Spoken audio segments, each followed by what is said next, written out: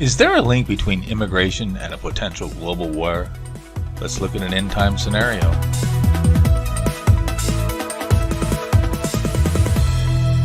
Hello, this is Chart GPT today.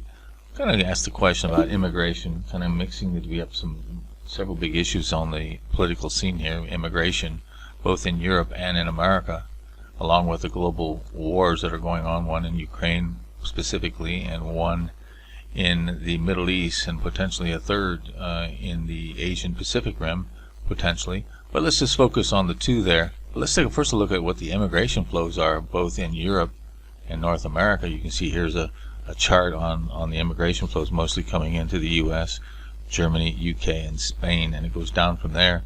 So those are kind of flow. You can see that they've been growing over from 2007, 2006, a little bit of variation in there. But in 2012, they really popped up here under the Biden administration. Here's another chart showing sort of the same thing, a little bit more focused on European versus United States. And there was a little bit of a bump there at the end of the Obama years, and now we're back up in the Biden years. It's almost as if it's by design via the left-wing Democratic Party. Here's another chart. You can see the dark blue line was 2023, so we have, of course they measure from October to October. You can see that 2023 has been the largest in terms of encounters by month at the U.S. border. Here's another kind of an interesting chart where they're coming in on a map basis in the southern border.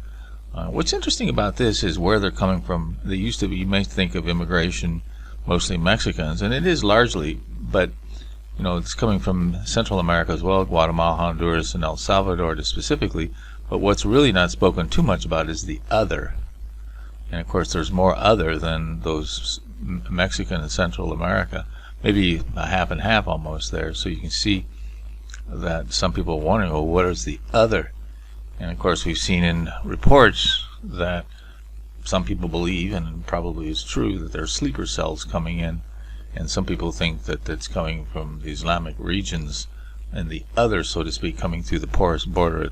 And so will this war that we see in the Middle East begin to spill over at the southern border and all the way into the interior of the United States? This kind of brings up a kind of a, shall we say, an apocalyptic scenario. You can take a look at the description in the reference link. There's other people have had this, but I kind of amalgamated it into a single story, and it goes a little bit like this: the link between immigration and global wars. First, we have a multi-front war beginning with the outbreak in Ukraine and the Middle East, including nations like Ukraine, Israel, Iran, Turkey, Egypt, Jordan, and Saudi Arabia. If it does get into a big war, both Ukraine and NATO and Israel faces serious failure as the global cry for justice comes from all sides. Step 3, U.S. and Russia gets dragged into that war with a potential limited tactical nuclear exchange within these regions. Of course, when that happens, riots and terror attacks become regular occurrences both in the U.S. and Europe, and not just initiated by Muslim extremist infiltrators, but also leftists who have attached themselves to the cause. And number 5, the society sinks in with millions of weak, soft zennials, including women, into a bloody quagmire, afraid of the draft, and they have no capacity to adapt to what is fast becoming a civil war. Christians versus Muslims, and the left versus right. So the question is, will it descend into martial law? Well, yes, finally martial law is announced.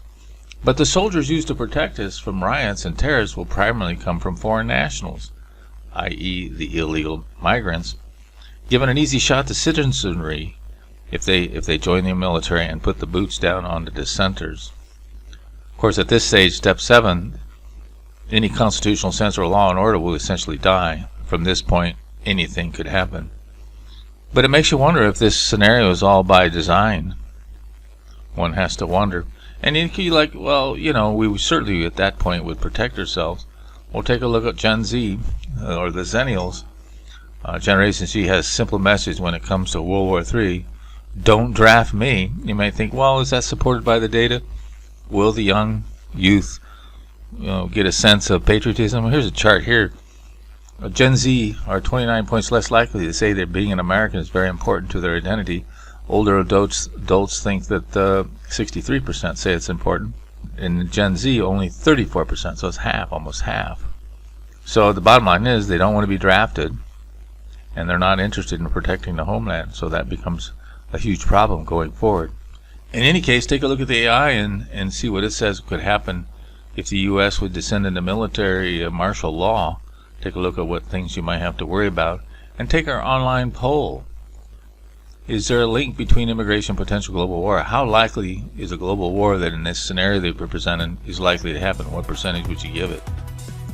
Don't forget to subscribe.